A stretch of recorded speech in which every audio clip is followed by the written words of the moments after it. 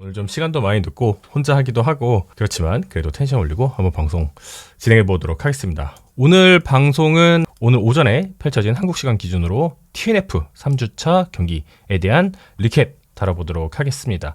오늘 경기는 버팔로 빌스와 마이애미 돌핀스 간의 디비전 라이벌 매치였죠. 아무래도 같은 컨퍼런스, 같은 디비전에서 오랫동안 있었기 때문에 해당 디비전 매치, 이 라이벌리는 1966년부터 이어진 아주 오래된 라이벌리라고 할 수가 있겠습니다. 여태까지 오늘 경기를 포함해서 142번 만났대요. 그 중에 62승 61패로 해당 라이벌리 같은 경우에는 돌핀스가 리드를 하고 있는 상황인데요. 지금 추세로 봤을 때는 이게 조만간 62승 66패가 되지 않을까 라는 생각이 들고 있습니다. 그래서 올 시즌 동률이 될 가능성이 매우 높은 상황이라고 할 수가 있겠습니다. 해당 경기는 말씀드린 것처럼 버팔로 빌스가 승리를 가져가게 됐고요. 빌스는 현재 돌핀스를 상대로 7연승을 기록 중입니다. 어마어마하죠? 7연승을 기록을 했고 조시 앨런 시대의 버팔로 빌스가 돌입한 이래로 돌핀스를 상대로 무려 14승 2패를 달성했습니다. 그리고 이번 승리는 빌스가 턴오버 싸움에서 패배하지 않은 25번째 경기, 플레이오프 포함해서, 그래서 이것은 NFL 역사상 최장 기록을 세우고 있다라고 할 수가 있겠습니다. 또한 이 14승 2패 조시 앨런이 기록하고 있는 기록 같은 경우에는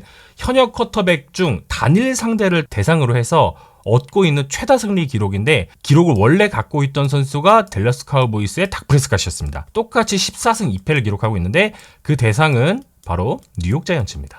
서로가 서로를 이렇게 디비전의 다른 팀을 잡아먹으면서 그동안 시간을 좀 보내왔습니다. 조시 앨런은 이번 경기에서 3개의 터치다운을 기록을 했고 그중 하나는 4쿼터 때 있었던 역전 터치다운이었기 때문에 매우 의미 있었다라고 할 수가 있고요. 경기 자체는 사실 점수 차이에 비해서 좀 박빙으로 흘러갔어요. 중간중간에 있었던 어떤 플레이메이킹이 아니었다면 결과를 끝까지 쉽게 예상하지 못하는 그런 양상으로 펼쳐졌다라는 생각이 들고 있습니다. 그리고 경기 중간에 자료 화면으로 나오긴 했는데 조시 앨런이 루키 시즌에 비해서 현재 얼마나 메카닉이 변했고 패스를 던지는 자세, 프로세스 같은 게 얼마나 안정적으로 변했는지 이렇게 막 보여주는 그런 자료들도 있었거든요.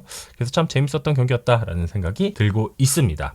해당 경기는 좀 박빙이었지만 결국 돌핀스가 보통의 13팀이 저지르는 결정적인 순간의 실수, 이거를 저지르는 게 좀 아쉬웠던 경기였다라고 할 수가 있겠습니다. 그래서 점수 차이는 10점 차이예요. 빌스가 10점 앞선 경기였는데 경기 내용을 뜯어보면은 이게 10점까지 벌어질 경기였나라는 생각이 드는 그런 경기긴 했죠. 데이번 H는 아주 멋진 활약 펼쳤고요. 62야드 뛰었는데 평균이 5.2야드였습니다. 매우 잘 뛰었다라고 할 수가 있고요. 텅오발로와 같은 경우에는 146야드를 던졌죠. 하지만 터치다운 2개가 있었고요. 인터셉션 하나. 요 인터셉션이 매우 결정적인 그런 경기였다라고 할 수가 있겠습니다. 조시 앨런 같은 경우에 스탯 라인이 엄청나게 화려한 건 아니거든요. 하지만 조시 앨런이 지난 시즌부터 확실히 보여주고 있었던 턴오버 없는 부분, 인터셉션 없이 경기를 잘 치른 부분이 참 인상적이었다라고 할 수 있고, 제임스 쿡은 이번 경기에서도 미쳐 날뛰었습니다. 평균적으로 5.7야드 기록을 했고요.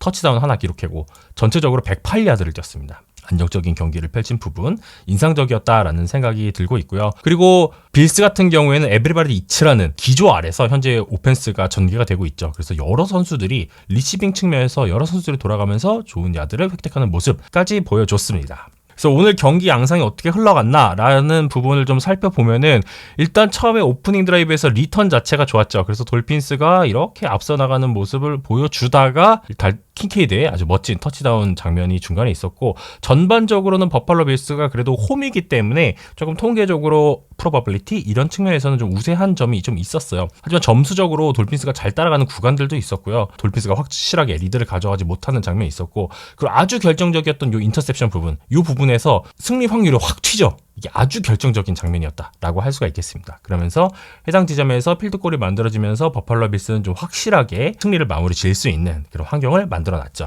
경기 양상은 다음과 같이 좀 흘러갔습니다. 아무래도 홈팀인 버팔로 빌스 쪽에 좀 유리한 부분이 초반부터 있었고, 돌핀스가 잘 따라간 부분들이 있었지만, 요게 이제 점수 차이 말하는 거거든요. 이 점수 차이가 이게 동일하게 만들어지는 구간들도 있었지만, 확실하게 돌핀스가 리드를 잡지 못하고, 그리고 상대에게 턴오버를 통해서 기회를 내준 부분이 아쉬웠다라고 할 수가 있겠습니다.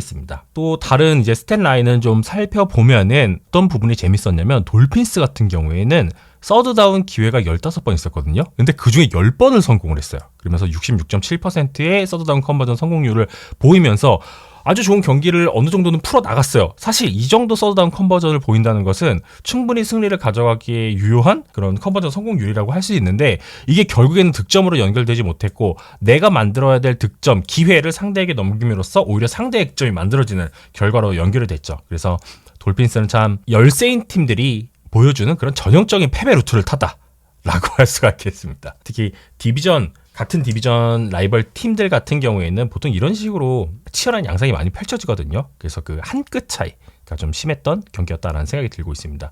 뭐 페널티가 양팀 모두 엄청 치명적인 건 아니었고요. 보통 일반적으로 한 팀이 평균적으로 저지르는 페널티를 돌핀스에서는 가져갔습니다. 하지만 하나의 페널티가 매우 치명적이었죠. 그 부분 제가 조금 이따 뒤에서 말씀을 드리도록 하겠고요. 버팔로 빌스는 페널티가 적은 상태로 많이 경기를 잘 치렀습니다. 뭐 전반적으로 빌스는 큰 실수 자체는 없었어요. 그렇기 때문에 리드를 끝까지 이어갔었고 경기를 끝낼 수 있었던 것이죠. 자, 빌스는 전반전에 그래도 처음 리드를 내주긴 했지만 그래도 본인들에게 기회가 왔을 때 계속 점수를 잘 만들어 나갔습니다. 빌스가 타이트엔드들을 활용해서 터치다운을 연속으로 가져간 부분, 킹케이드가 쓰러질 땐 말 듯하면서 끝까지 완성시킨 터치다운 매우 인상적이었다라는 생각이 들고 있고요. 그리고 두 번째 터치다운 역시도 아주 재치 있는 패스를 통해서 터치다운 만들어낸 부분 재밌었다라는 생각이 들고 있고, 그다음에 제임스 쿡은 경기 내내 필드 플레이 상황에서 레드존까지 진입 잘했고 그리고 나서 어떤 터치다운까지 다른 선수를 통해서 만드는 부분 인상적이었다라는 생각이 들고 있습니다. 뭐 빌스 입장에서는 세 번째 드라이브에서 득점이 나왔어야 되는 장면이었는데 맥프레이터의 필드골이 빗나가면서 득점 없이 마무리된 부분, 요거는 아쉬웠어요. 하지만 돌핀스가 이 기회를 좀 살리는 것처럼 보였거든요. 왜냐면 후반 들어가기 전에 전반 마지막 드라이브에서, 그러니까 필드골 실패한 드라이브에서 젤레온 와드리 전반 종료 직전에 터치다운을 하면서 이 동점으로 만드는 그런 상황이 연출이 됐었잖아요. 그래서 여기까지는 괜찮았다라고 생각이 들고 있는데 이 후반전에 들어가면서 마이애미 돌핀스의 디펜스는 전반전만큼이나 조시 앨런을 억제하는 데 완벽하게 실패를 했습니다. 빌스는 8번의 플레이 61야드 드라이브를 완성을 했고 제임스 쿡의 러싱 터치다운까지 기록이 되었죠. 버팔로 빌스가 공을 전진시키는 것이 너무 쉬웠다라는 뜻이에요. 이번 시즌 들어서 마이애미 돌핀스의 디펜스를 상대했던 모든 팀들이 이렇게 드라이브를 지속을 하고 결국에는 득점까지 만들어내는 부분이 굉장히 좀 쉽게 계속해서 나오고 있었거든요. 어쨌든 그런 상황에서 빌스 역시도 서드다운 컨버전 계속 해내면서 좋은 모습 보여줬습니다. 그러면서 득점을 만들 수 있는 환경 만들었고 모멘텀을 잡을 수 있는 순간들도 있었거든요. 그랬는데 여기서 흐름을 자신 쪽으로 가져오려고 했던 순간 아주 치명적인 반칙이 나왔죠. 그게 바로 스페셜팀에서 나온 반칙이었습니다. 이때 당시 스코어가 21대 21이었거든요. 그리고 4쿼터 경기 종료가 약 10분 남은 상황이었습니다. 10분 정도 남은 상황이었는데 마이애미 돌핀스의 디펜시브 라인맨 잭 실러가 펀트를 하는 상황에서 블록을 시도하다가 너무 무리하게 몸을 앞으로 던지면서 버팔로 빌스의 펀터 카메론 존스턴과 충돌을 했죠. 그러면서 러핑 더 키커 반칙이 선언됐습니다. 이것은 매우 치명적이었고요. 이 페널티를 받은 버팔로 빌스는 5번의 플레이 뒤에 칼릴 샤키르가 15야드짜리 패스팅 터치다운을 만들어냈습니다. 사이드라인 쪽에서 받은 스크린 패스를 통해서 샤키르가 동료들의 리드 블로킹을 활용을 해서 터치다운 존에 들어가면서 점수를 만들어냈죠. 이러면서 28대 21 리드를 버팔로 빌스가 만들어낼 수 있었습니다.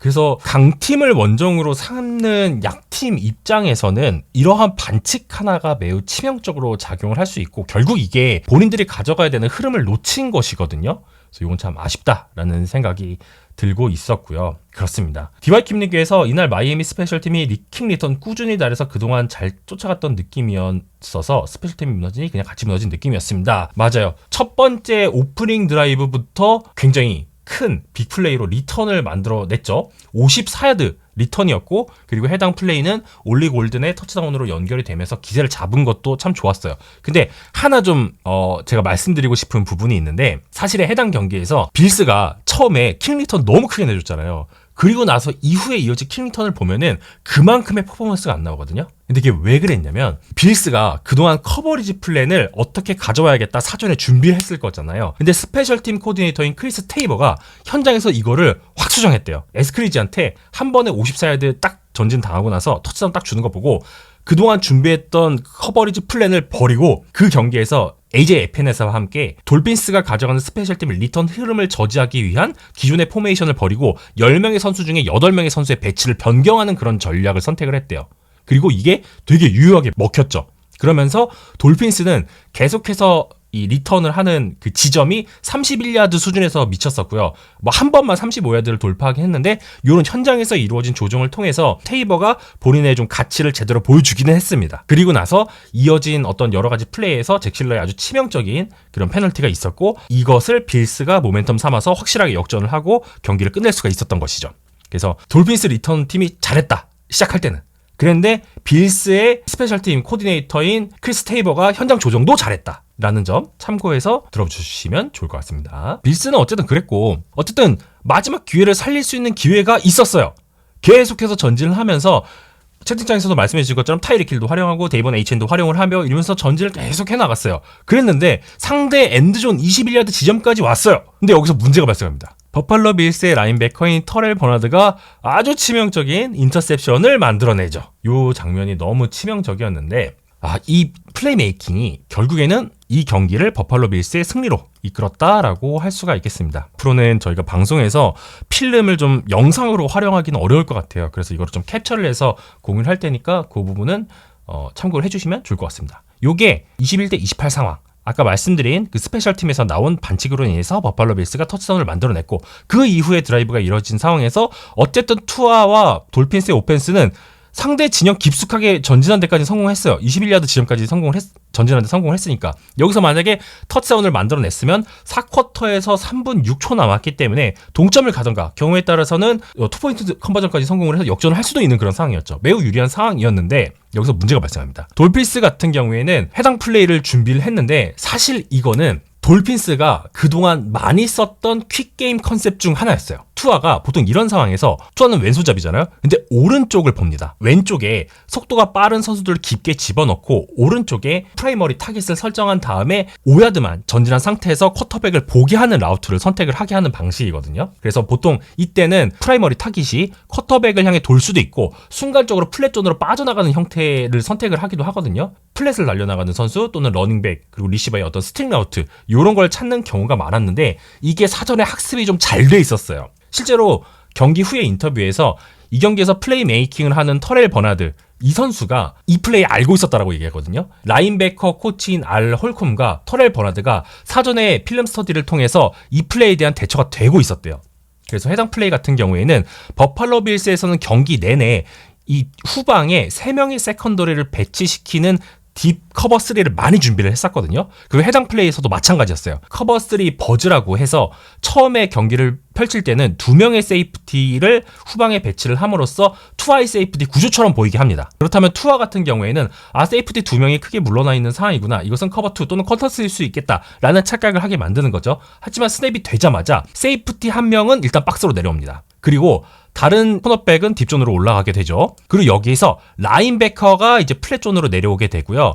또 한 명의 라인베커가 이제 다른 세이프티와 함께 훅존을 담당하게 되는 형태가 됩니다. 그래서 요거를 커버3 버즈라고 표현을 하는 컨셉의 디펜스 플레이가 전개가 되는데 터렐 버나드는 여기서 해당 존을 담당을 하게 되죠. 근데 여기서 투아의 시선을 끝까지 보고 있었어요. 정렬을 하다가 여기서 스냅이 됨과 동시에 대기를 하다가 바로 내려온 게 아니라 요렇게 내려와요. 타이밍을 본 거죠. 와드를 향해서 투아가 던지는 타이밍을 보고 있다가 와들이 딱 오기도 전에 먼저 해당 지점, 패스가 떨어질 거라고 약속된 지점에 가서 공을 인터셉션을 해냅니다. 이것은 완벽하게 약속이 된 플레이였고요. 어떤 식으로 투아가 패스를 던질지에 대해서 인지를 하고 있는 플레이라고 할 수가 있어요. 맥다니엘과 투아가 대표적으로 활용하는 퀵게임 컨셉 중에 하나를 제대로 역용한 것이죠. 그래서 1차적으로는 이 전방에서 이 선수 루키, 디펜시브 태클, 디온 워커가 텅오발로에게 프레셔를 강하게 줘왔죠. 그러면서 패싱 타이밍에 손을 뻗어서 방해한 것도 좋았고 버나드가 진행했었던 플레이에 대한 인식도 좋았습니다. 그러면서 와들에게 하는 패스를 차단하면서 인터셉션에 성공을 했고 그리고 나서 추가적으로 24야드를 획득을 해냈습니다. 그러면서 버팔로 빌스 오펜스가 이어지는 드라이브에서 조금 더 편한 어떤 필드 포지션에서 공격을 전개할 수 있게 만들었고 결국 이 드라이브는 48야드 필드골로 성공이 되면서 버팔로 빌스는 이후에 31점까지 만들면서 경기를 결국에는 승리를 하게 되었습니다. 이런 아주 결정적인 플레이가 있었다라고 보시면 될 것 같아요. 그러니까 선수들이 계속해서 수싸움 하는 거죠. 처음에는 이렇게 두 명이서 서 있는 척 하다가 여기서 순간적으로 이 선수 이쪽으로 빠지고 이 선수 이쪽으로 빠지고 이 선수 이쪽으로 빠지고 이 선수는 올라가고 이 선수는 이쪽 플랫존 담당하고 이렇게 커버리지를 원활하게 가져가면서 상대를 완벽하게 파괴하는 전술 운영을 잘 선택했다. 비스가. 이렇게 생각하시면 되겠습니다. 근데 사실 오늘 돌핀스의 오펜스가 되게 기묘했어요. 좀 이상했어요, 사실. 경기를 잘 하긴 했는데 이게 잘한 게 맞나? 싶은 그런 장면들이 있었죠. 인터셉션 장면도 그렇고. 돌핀스가 사실 서드다운에서 이런 효율성을 보여준 게 의외거든요. 앞에서도 말씀드렸지만 이런 서드다운 컨버전이 나오면은 사실 점수가 더 나야 되고요. 경기를 이겨야 됩니다. 66.7%. 좀 전체적으로 무난하긴 했어요. 인터셉션이 치명적이었다라고 할 수 있고요. 이게 아까 말씀드린 것처럼 15번 시도를 해서 10번 성공한 거거든요. 그리고 전반에는 10번 시도했는데 8번 성공했어요. 그리고 이게 컨버전 때 대부분 10야드 이상이었습니다. 투아가 주전 커터백을 담당한 이래로 이 정도로 좋은 컨버전 효율성을 보여준 적이 없었어요. 그래서 제가 기묘하다라고 말씀을 드린 거거든요. 근데 결과는 패배를 했죠. 데본 H인이랑 타이리키를 훌륭했거든요. 앞에서 DY 킴님께서 말씀해 주신 것처럼 투아 그리고 이제 타이리키 아주 훌륭했습니다. 체크다운을 통해서 빌스를 계속해서 불편하게 만드는 상황을 연출을 했고요. 팽팽한 양상을 계속 이끌었습니다. 그리고 뭐 경기 중에 투아가 왼쪽으로 빠져나가서 막 몸을 비틀면서 던진 패스, 이거는 뭐 커리어 중에서도 손꼽힐 만한 플레이 중 하나였다라는 생각이 들고 있고, 타이리킨이 퍼스트다운 마커 앞에서 사야드 짧게 잡았는데 상대를 막 움직임으로 벗겨내면서 중앙을 돌파해내는 장면 역시도 매우 훌륭했죠. 그래서 전반적으로 보면은 투아는 무난한 경기력이었지만 결국 인터셉션 하나가 모든 것을 말해준다라고 생각이 되고 있습니다. 그게 너무 치명적이었어요. 그래서 아까 요 경기 흐름도 보시면 아시겠지만 여기가 인터셉션한 장면이었거든요.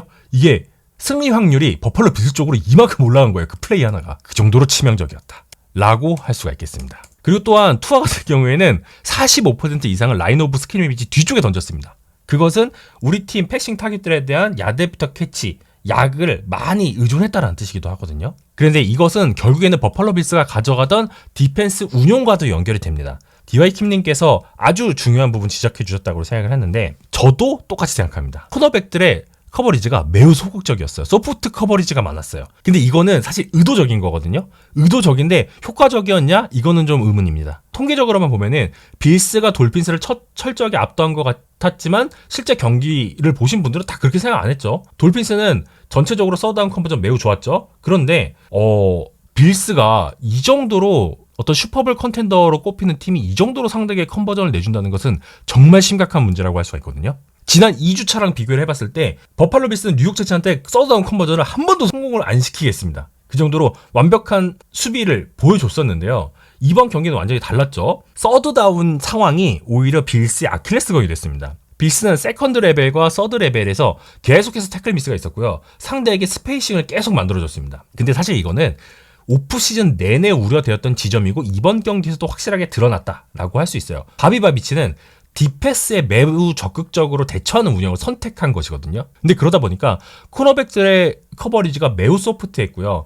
전체적으로 방어하는 운영, 플레이 이것들이 너무 소극적이었어요. 트레다베어스 화이트는 계속해서 소프트한 커버리지를 가져가면서 제일런 와들이 속도를 살려서 공격을 전개하는 거를 억제하지 못했다라고 할 수가 있고요. 이제 이런 상황에서 디패스는 어쨌든 막는 거잖아요. 깊게 한 번에 투아가 던지는 거 15야드 이상 던지는 거 맞겠어. 이건 오케이인데 이렇게 되면 누가 수혜를 보느냐. 바로 데이번 HN이었습니다. HN은 경기 초반 사실상 마이애미 돌핀스의 유일한 공격 옵션이었는데 빌스는 HN을 아예 방치를 했어요. 몇 번이나 HN한테 볼이 던져졌는데 빌스 디펜스 선수들은 HN의 10야드 이내에 아무도 없었습니다. 그런 식으로 HN을 비롯한 돌핀스의 주요 타깃들을 내버려 둔 것이 경기를 계속해서 오락가락하게 만드는 그런 주요한 원인이었다라는 생각이 좀 들고 있고요. 화이트는 이해해주죠. 강하게 하려다 또 다쳐요.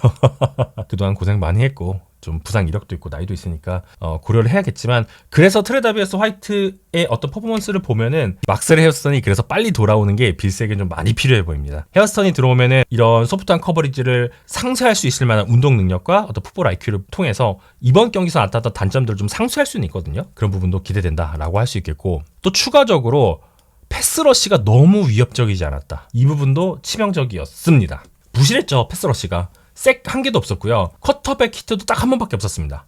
솔직히 말하면 돌핀스의 오펜시브 라인은 그리 강하지 않은 유닛이거든요. 그리고 이번 경기에서도 그렇게 강한 상태도 아니었어요. 하지만 투아에게 거의 압박을 못했다? 이거는 빌스 입장에서는 개선이 반드시 필요한 부분이라고 할 수 있고, 조이 보서가 이렇게 안 보일 줄은 몰랐습니다. 좀 더 션 맥더모과 바비바비치는 디펜스를 더 어그레시브하고 타이트하게 활용해야 될 필요가 있다라고 느껴지고요. 조이 보사에 대해서 좀 추가적으로 좀 첨언을 해보자면, 조이 보사는 부상 이력, 선수의 역사가 있잖아요. 그래서 션 맥더못은 보사의 스텝을 관리하겠다라는 계획을 실제로 갖고 있었습니다. 그런데 보사가 지난 재치전에서 뛰어난 활약을 펼쳤고, 그렉 로소 무릎 부상 이슈도 있고 이러면서 지금 현재 가장 신뢰할 수 있는 타깃으로 떠올랐죠. 디바이 킴님께서 말씀해 주신 것처럼 맨밀라도도 없고 올리버도 없는 상황에서 조이 보사 같은 베테랑의 활약이 매우 중요해요. 그래서 보사가 실제로 경기에서 87%에 달하는 스냅을 소화를 했습니다. 지금 당장 보사를 대체할 수 있을 만한 선수가 없다 보니까 나이 많고 부상 이력이 많은 선수가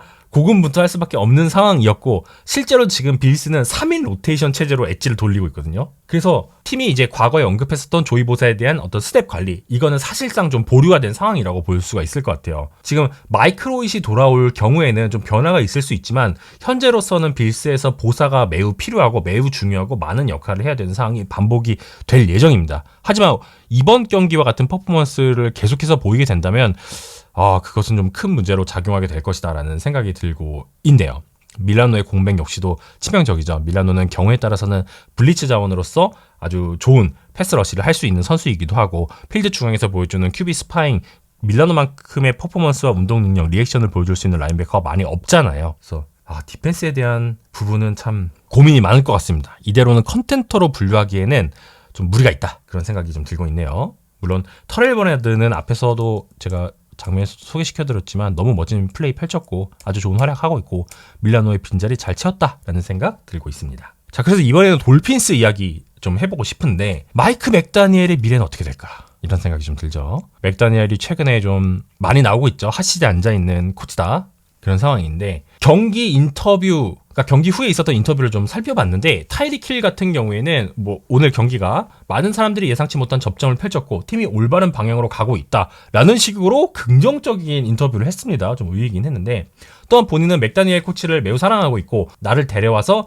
기회를 준 것을 당연하게 여기지 않는다라는 내용을 밝히기도 했습니다. 그리고 마이크 맥다니엘 같은 경우에는 패배는 패배일 뿐이고 본인은 패배의 자부심을 느끼지 않고 승리를 위해서 나는 이 자리에 왔다 라는 얘기를 하면서, 동시에 최근 언론에서 많이 쏟아지고 있는 자신의 거취에 대해서는 신경 쓰지 않는다라는 굉장히 좀 원론적인 인터뷰를 남기기도 했습니다. 하지만 맥다니엘도 그렇고 타이릭 힐도 그렇고 이분들은 프로죠. 프로는 결국 뭐로 말해야 된다? 결과로 말해야 됩니다. 하지만 결과가 안 좋았죠. 심지어 지금 연속해서 안 좋죠. 0승 3패 돌핀스 매우 심각합니다. 당장 맥다니엘이 잘려도 사실 할 말이 없는 상황이 계속해서 연출이 되고 있고요. 만약에 이어지는 경기에서 또 패배를 한다? 이렇게 되면은 자리가 매우 위험할 수 있습니다. 어쨌든 프리뷰에서도 언급했듯이 현재 맥다니엘의 플레이 스타일은 확실히 바뀌었거든요. 2020 시즌, 2022 시즌, 2023 시즌과는 확실히 바뀌었습니다. 그전에는 중장거리 패스가 강점이었던 팀이었잖아요. 특히 속도가 매우 빠른 리시버들을 적극 활용하고 투와의 장거리 패스, 정확도와 팔 힘을 활용한 것이 강점인 팀이었는데, 이것은 과거형이 됐죠. 지금 이것은 많이 없어졌습니다. 현재는 스크린, 스윙 패스, 여기에 스피드 아웃 이쪽에만 너무 의존하는 모습 보여주고 있고요. 최근에는 투아가 15야드 이상 패스를 잘 못 던져요. 특히 아웃사이드 쪽에 향하는 패스를 제대로 못 던지고 있다는 점 역시도 큰 영향을 끼치고 있다라는 생각이 들고 있습니다. 이렇게 되면 팀의 가장 큰 강점이었던 부분이 사라지죠. 그러면서 공격 패턴이 점점 단순해지는 부분으로 연결이 되는데, 사실 이러한 경향성을 반영을 했기 때문에 이번 경기에서 션 맥더못이 소프트한 커버리지를 준비해 온 것일 수 있어요. 러싱 야드, 돌핀스가 130야드 기록했다, 서드다운 성공률 66.7% 기록했다, 이런 수치는 사실 중요하지 않아요. 이것은 빌스의 디펜스의 한계가 진짜 바닥까지 보였던 경기였기 때문에 얻은 결과에 불과하다라고 저는 생각을 하고 있습니다. 지금 현재 돌핀스는 오펜스 플랜이 한계에 도달했다라는 생각이 들고 있고요. 이 TNF라는 경기의 특수성, 짧은 준비, 이런 것들 때문에 스탯 라인이 뭔가 이상해 보이는 거지, 사실 이 경기를 뜯어놓고 봤을 때는 돌핀스는 결코 긍정적으로 얘기해서는 안 되는 결과를 치렀다라고 생각이 되고 있습니다. 그리고 빌스는 너무 디펜스에서 약점이 컸다, 빈틈이 너무 많이 보였다, 극복을 해야 된다는 것이고요. 이 상태로는 슈퍼볼 컨텐더로 분류되기가 어려울 것이다, 아무리 제임스 쿡과 조시 앨런이 미쳐 날뛸지라도 라는 생각이 들고 있네요. 그렇고요. 그래서 오늘 경기의 MVP를 뽑아보자면 저는 조시 앨런을 꼽아보도록 하겠습니다. 여러분들께서는 어떻게 생각하실까요? 어떤 선수가 MVP라고 생각이 되실까요? 조시 앨런의 경기 초반의 플레이는 대부분 성공으로 이루어졌죠. 그리고 인컴플리트된 패스들은 제 딴에는 대부분 타깃들의 드랍이라거나 실수에서 기인한 것이라고 생각을 하고, 패스 자체는 매우 성공적이었다라는 생각이 들었습니다. 제임스 쿡, 저 제임스 쿡을 2위로 두고 있습니다. 그래서 이준님께서는 제임스 쿡 말씀해 주셨고 DY킴님은 조시 앨런 너무 안정적이었습니다 라고 말씀해 주셨는데, 앨런이 이번 경기에서 기록한 박스 스코어는 정말 대단했습니다. 28번의 패스를 던져서 22번 성공을 했고요. 사실 더 성공할 수도 있었죠. 그리고 213야드 기록했고요. 3개의 터치다운 기록했고요. 인터셉션 없었습니다. 아주 안정적이었습니다. 그리고 나서 경우에 따라서는 아주 효율적인 러싱, 25야드 러싱, 그 러싱도 매우 효율적이었고 이게 EPA도 되게 높게 나오거든요. 그래서 아주 좋은 패스를 펼쳤고, 심지어 9명의 타깃에게 골고루 패스를 컴플리션으로 연결을 했거든요. 이거 아무나 할 수 있는 기록 아니라고 생각합니다. 조시 앨런은 지난 시즌에 이어서도 이번 시즌 아주 안정적으로 경기 잘 치르고 있고요. 필요한 순간마다 등장하는 좋은 플레이가 매우 인상적입니다. 그래서 폭발적이지는 않지만 매우 효율적이다. 경기에 승리하려면 막 화려하게 찍히는 스탯 사실 필요 없거든요. 2주차에서 댈러스 카우보이스랑 뉴욕 자이언츠에서 러셀 윌슨이 찍은 지표 아시죠? 지표가 그렇게 찍히면 뭐합니까? 결국 패배하는데. 그래서 저는 이번 경기 조시 앨런 아주 만족스럽다라는 생각하고 있고요. 그렇습니다.